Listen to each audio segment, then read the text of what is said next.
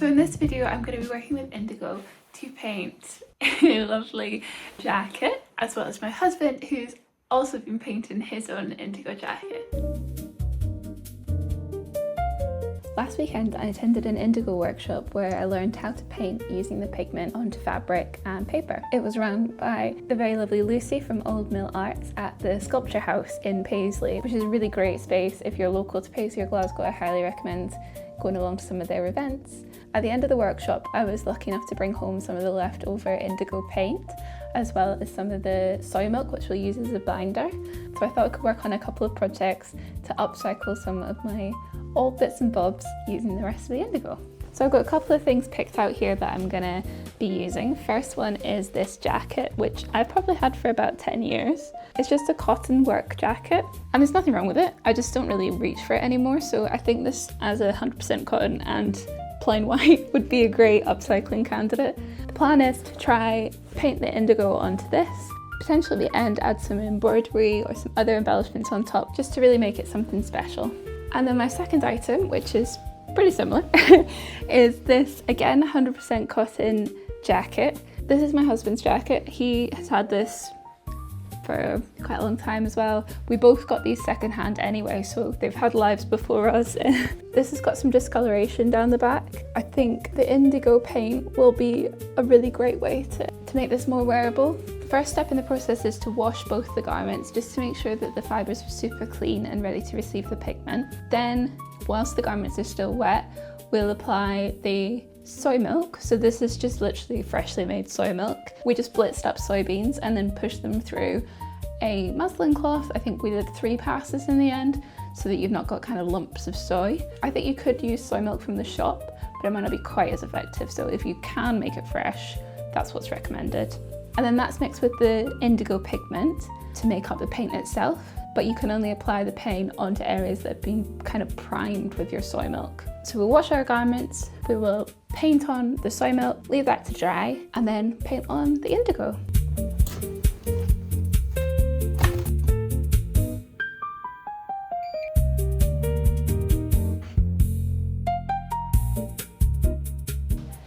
So it's the next day.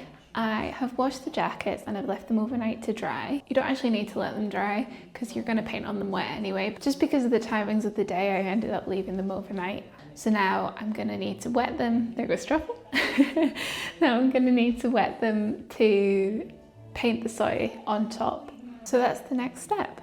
So here's mine. Doesn't look much different. Feels quite like crisp and clean because I put it on a hot wash just to really clean out anything from the fibres to give the indigo the best chance of sticking. And I did the same on Clark's jacket. So some of the stains have come out of Clark's jacket, but it's not perfect. I think maybe you can see there's definitely a difference, but there's still some discoloration you can see on the collar.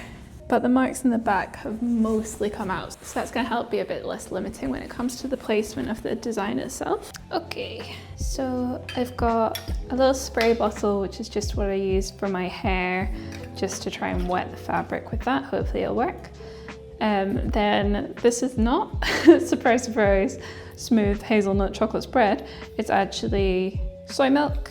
So like I said, we blended this fresh.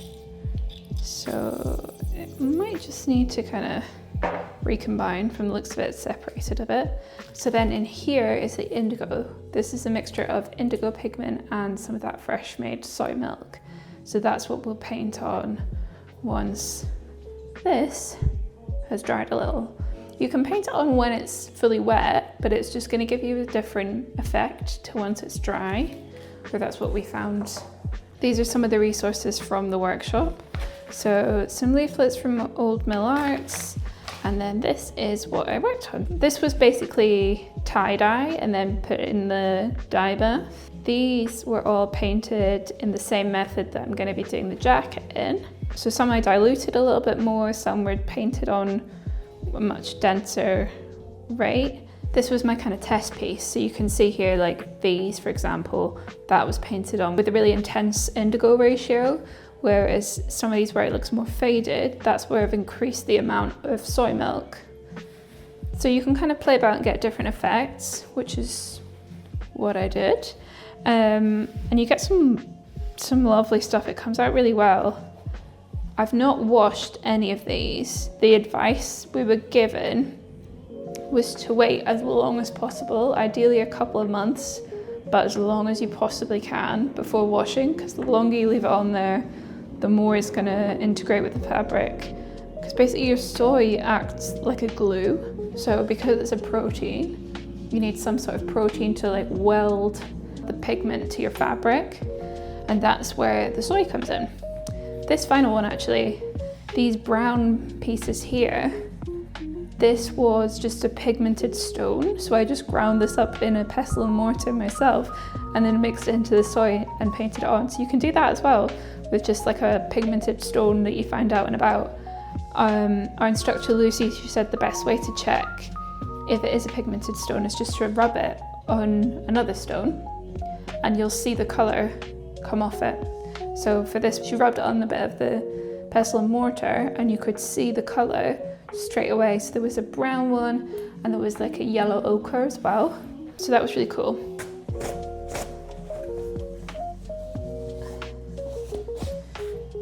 Right, let's try and wet this. I think I'm gonna go for kind of a big motif on the back as my main feature. So let's focus on that. Don't need it to be soaking, just damp. So I'm hoping that this is going to do the trick.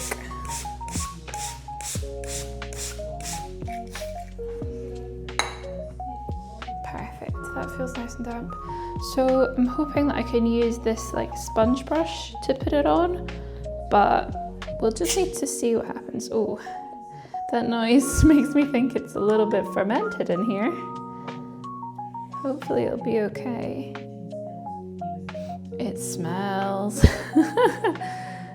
Okay, today is Tuesday and this was made on Saturday, so it probably has fermented a little bit, but it feels like it's going on okay. It's just a bit stinky.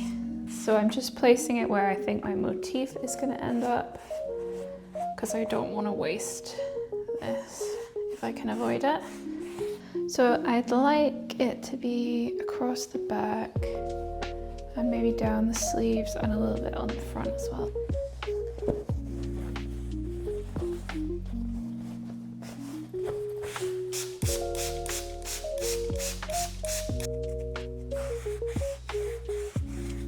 Let's do the other sleeve and then we'll see how much soy is left. It might be that I have to try it with shop bought soy. I suppose it'd be a nice experiment. Or maybe actually, because you use the soy to dilute the paint, you could also use water. So maybe I'll just use water to dilute paint and then I can prioritize the soy for actually painting onto the jackets like this. We're down to about there. So, I don't know. It's not looking great, guys. Let's see what we can do. You know what, if it all goes terribly wrong, I can just dye the whole thing. It's not the end of the world. I wasn't wearing it anyway. Yeah, it is a bit lumpy. Never mind.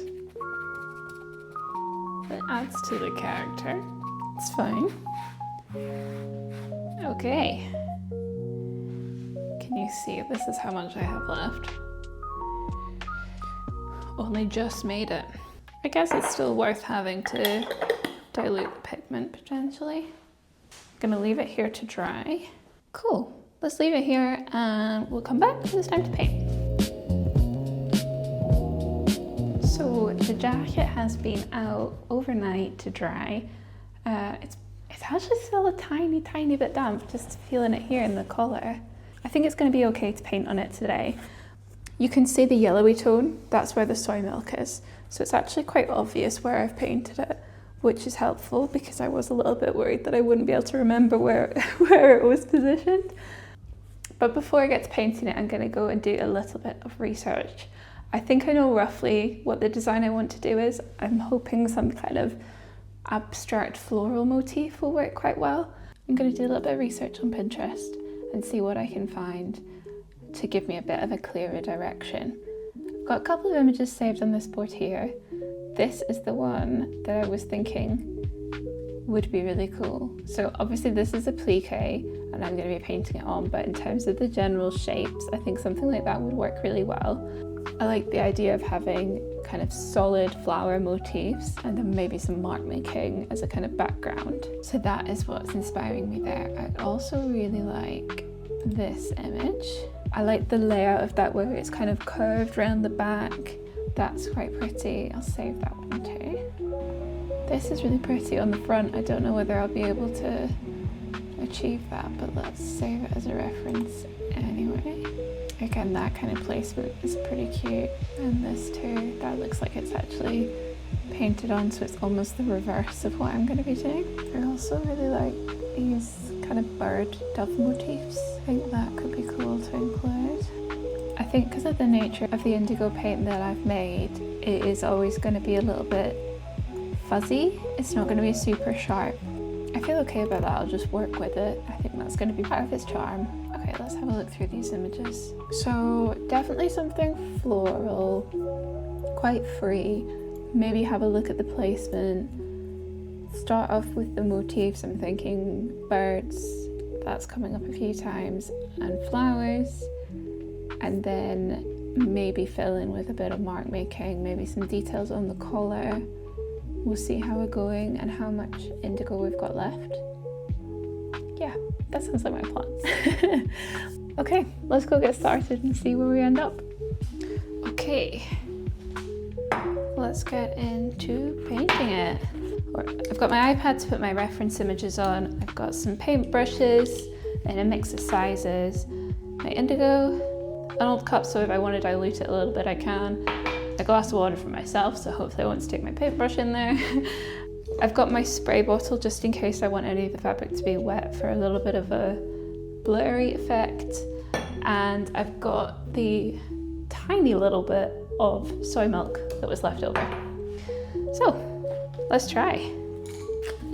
I really hope this indigo is okay in here.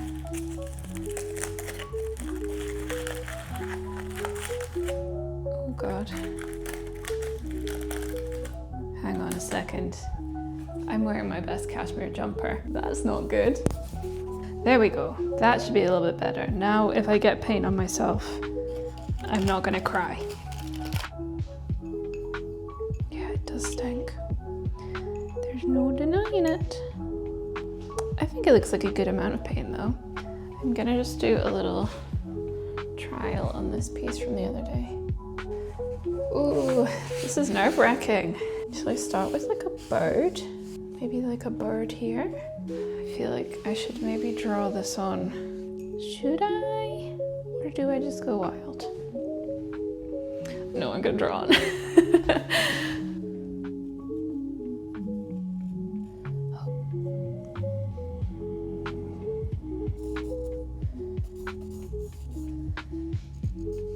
Okay, so that's my loose bird shape. So let's do the outline. Oh God, I hope this goes okay. I can always over dye. It's not the end of the world.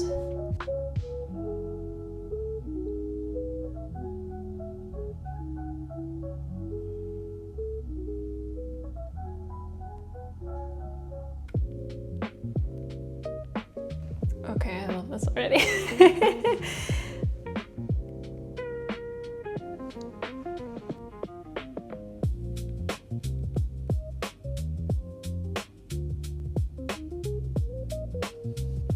I've never actually worked with natural dyes personally before this workshop at the weekend. I have looked into them a little bit in my career, but I've never actually had the chance to work with them. So it's been really cool. I think it's something where when I worked for fashion and textiles companies, it was always about kind of scalability of product, and natural dyes were not something that we could ever scale.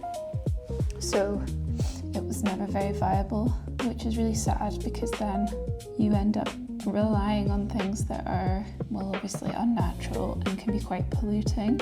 But because so many businesses are just all about scalability, there's not really a place for them in kind of mass market product. I kind of like his eyes. Ooh, maybe what to do is to dilute it. I'm questioning whether maybe something along his back, like a few little stars. Maybe he doesn't need his eye. All the other doves that I'm looking at online only have one eye, and I've given mine two. Is that weird? A star, some more feathers on the tail. I kind of love that in some bits I'm getting more pigment than others. I feel like that's giving it something a bit different. It means it looks like I've done it by hand, right? If it all looked the same, you'd lose a lot of the charm. Okay, let's leave him there because I feel like the risk of overdoing him is very high. Maybe I've already overdone him. Maybe it's already ruined. Let's wait and see. I think now some kind of floral, maybe something that brays round.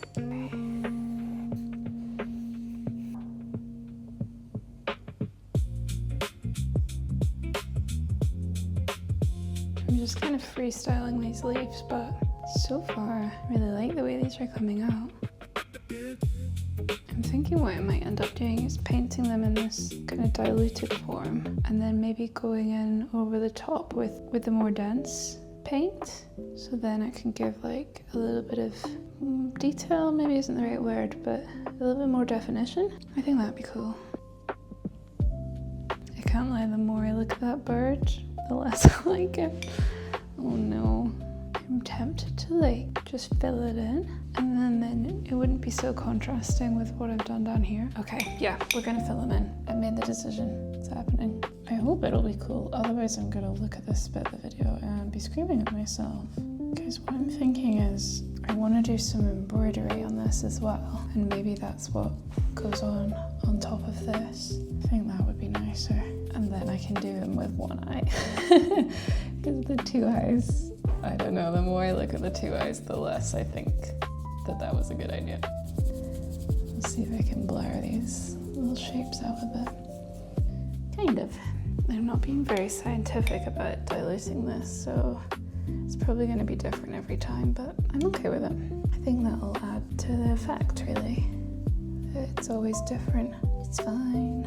Can you tell that I'm trying to convince myself that it's fine? Yeah, I think that already feels better to me. I feel like some little kind of dots around here would be nice.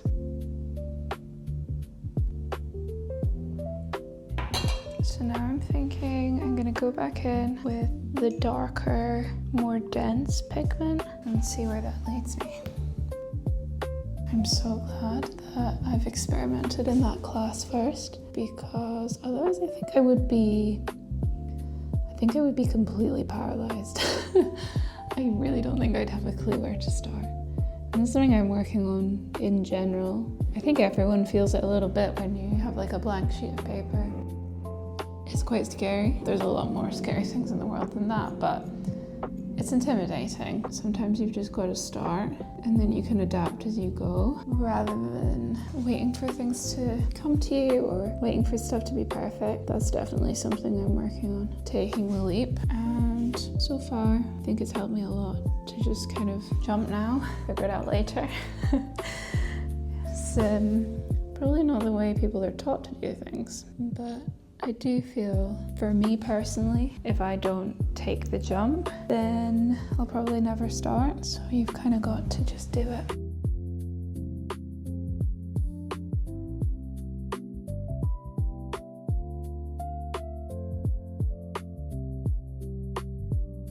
So I'm thinking I'm gonna layer this with quite a bit of embroidery, which will really lift it quite a bit. So I'm wondering if I call time on the back and move on to maybe a sleeve. Let's move on and I can come back to this. Okay, great news, it's not stained the kitchen worktop.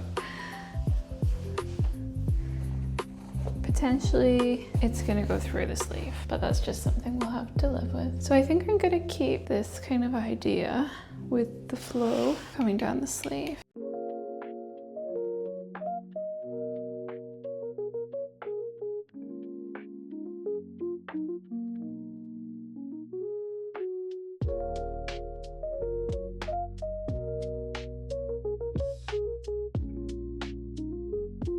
Okay, I reckon I can do this sleeve, and then I'm gonna need to put it to dry before I can do the front. Am I doing the same vibe? No, I'm gonna do more like a mark making. Just decided that there.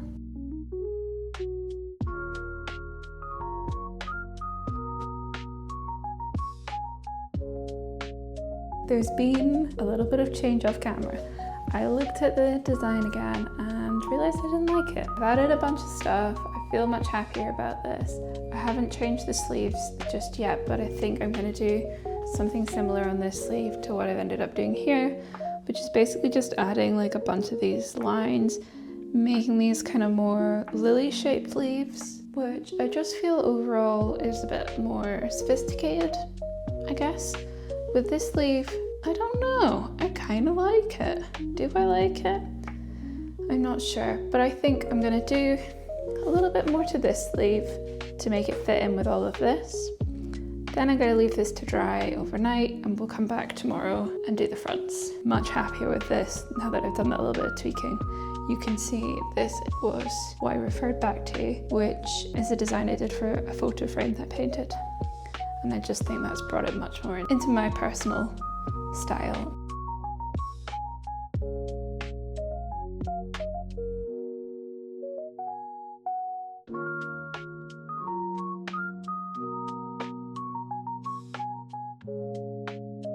Okay, I think that's everything we're gonna do today. So let's leave it to dry and we'll be back tomorrow. It's Thursday and the back of the jacket has dried. Oh, I really like it on camera. It looks really pretty. I think once the embroidery's on there, it's really gonna come to life. I've got faith. So I'm gonna paint the front.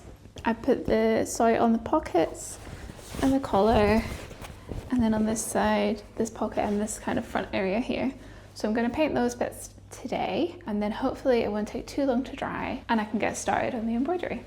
But I'll try it on as it is just now. See if it fits over my jumper. It does have a bit of a lab coat vibe at the moment, but once the paint and the embroidery's on, I think that'll kind of come to life. I think it looks pretty cool. I really do think the embroidery is gonna take it to the next level. I think it's coming together pretty well, so let's get painting again and see where we end up. It still stinks just as much as it did yesterday. I'm thinking I'm going to do a mix of the mark making and the flowers, or the leaves rather, on this.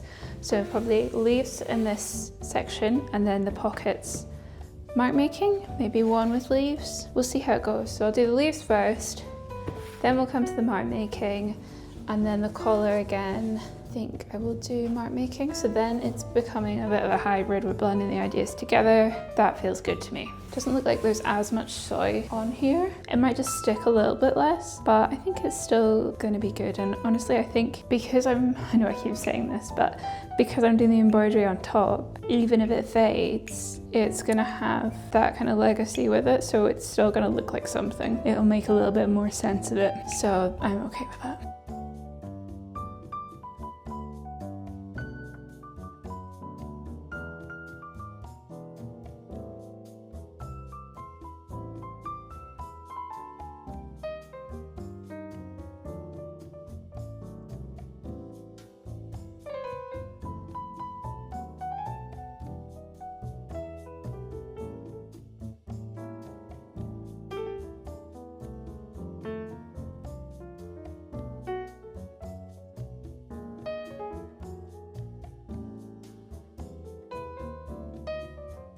Okay, we're feeling good about this again. There was a moment of doubt, especially yesterday, but I think it's coming back today. I think we're doing good. Maybe this top pocket, I can do this kind of effect which was just like small dashes with the paint. It's nice doing something like this where the unevenness of it kind of adds to it. I don't want it to be perfect. I want it to look like this is how I've made it, you know? I want it to be obvious that this has been painted by hand. I don't want anyone to think that I've bought this from Zara. Sorry if you like Zara, but I don't.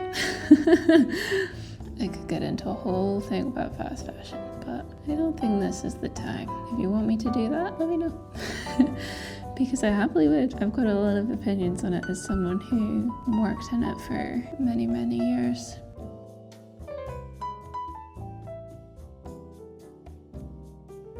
Okay, and then we've got this one here. I'm thinking something more wiggly to slightly bridge that gap. Maybe this kind of pattern? Yeah, I'm gonna go for this. I'm gonna scale it up slightly from what's on my sample.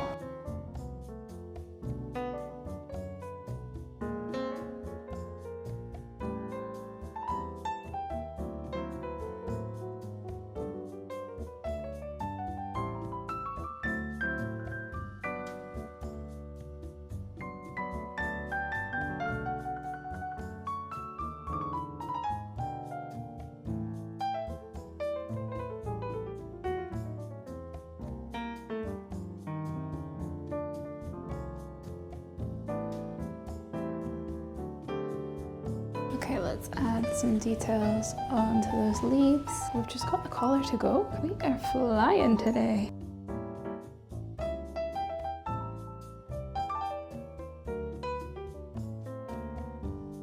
The collar's gonna have a bit more detail. Little lines around the edge and then bigger lines in the middle.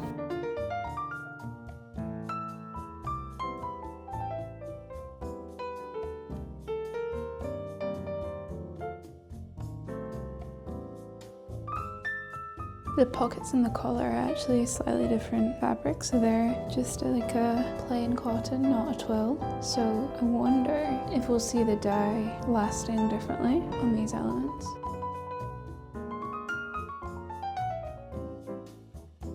I think I'm done with the indigo. In all honesty, this isn't where I saw it going. That's, I suppose, what happens when you don't have a plan. And I quite like it. I think if I'd had more soy, I would have liked to have something down the placket. However, we can add that with embroidery, maybe some patchwork or plique. I think we can make this work. Oh, I'm so excited. Right, I'm gonna put it to dry and hopefully it's not gonna be too long and then we can get embroidering.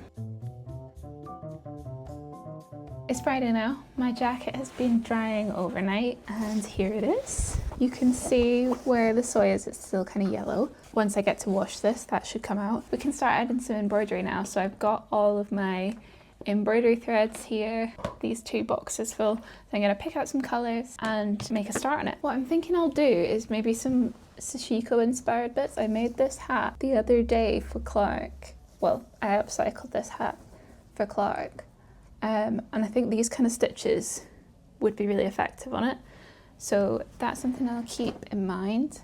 I also have like some little patches that I've made before that haven't actually ended up on anything. So maybe something like that would be kind of cool added onto the jacket in some of the areas that don't have paint. I'll start with the embroidery and see where we go. So let's pick out some colors. These are quite bright reds, maybe. Yeah, that's a little bit deeper. That's nicer. I'm definitely more tempted for that. Again, a little bit bright.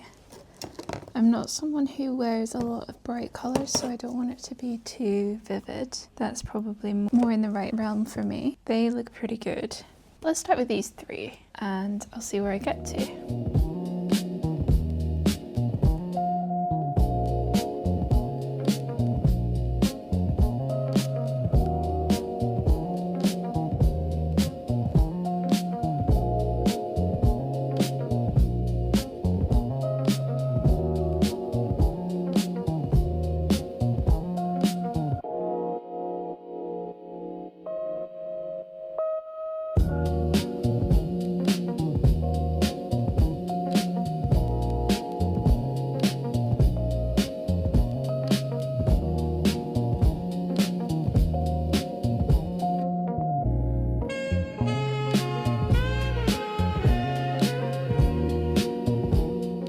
meantime, Clark has also been working on painting his jacket. Hello. I also have a white jacket. This one is a Whistles men's jacket. Really high quality. I think it was quite expensive initially, but I think I bought it on eBay or Vinted or something like that for really cheap. The kind of look I was going for was something like J.W. Anderson or Acne Studios would have done in the mid-2010s, or there was a really nice pair of jeans called the Crazy Dixie by Capital, a Japanese brand, and they had bits where they had like kind of indigo painted on it and patches and things. After a while of painting, I found I could kind of get 3 tones. That was pure indigo when you kind of paint on the thickest concentration, a mix of water and the thick indigo that I'd kind of applied to get that middle tone, and then a really watered down indigo to get like a really light tone. And I started working with these kind of little squares. So I did like almost like a checkerboard, quite a distinct square that fades out the way. At the top here, I've got a section where it's got the strong colour and then the kind of faded out colour. I also did a little kind of star on this back clasp here, which I think turned out quite well. Where there's sections where the fabric meets, I wanted to do